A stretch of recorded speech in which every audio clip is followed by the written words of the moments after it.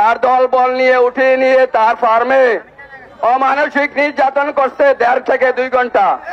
2 ঘন্টা পরে সে যখন বাজার আকুতি করে শ্রীপুর মোর্চায় আসছে চিল্লাইতে চিল্লাইতে, তখন তারা চুর চুর করে আমার স্থানীয় ওয়ার্ড মেম্বারের সামনে তাকে ধরে নিয়ে আবার পিছাড়িতে নিয়ে 1-2 ঘন্টা আবার পিটাইছে।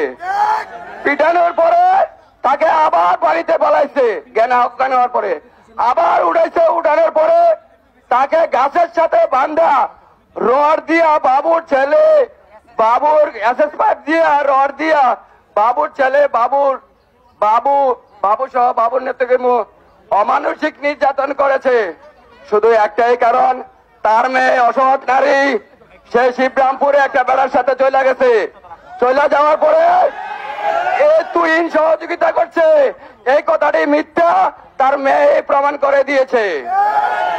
তার মেয়ে আমাদের যখন হাসপাতালে ল্যাব সাপোর্টে তুহিন, তখন তার মায়ের লাইভে এসে বলে দিয়েছে এটার জন্য কেউ দায়ী নয়। আমি এই পর্যন্ত 20টা মিডিয়া এই পর্যন্ত এই পত্রিকায় এরা লিখেছে, 20 জন পত্রিকা। আমি বিশ্বাস করি বাংলাদেশের সত্য উদ্ঘাটনের জন্য একটাই সত্যি, গণমাধ্যম কর্মীদেরকে বলছি, আপনারা দয়া করে প্রশাসনকে জিজ্ঞাসা করেন। আমরা 20টা সাংবাদিক লেখলাম, কেন তুহিনের কেন বিচার হলো না, কেন এখনো তদন্ত হলো না। শুধুমাত্র আজকে ওসি সাহেব গেছে। আমি মনে করি ওসি সাহেব এটা কোনো না কোনো পক্ষপাতিত্ব করতেছে।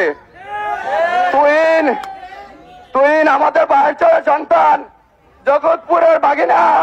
আমি অনুরোধ করবো সর্বস্তরের মানুষের জন্য, আমি নিঃস্বার্থ তার একটা দাবি জানাচ্ছি, যেতে আমার বিচার চাই।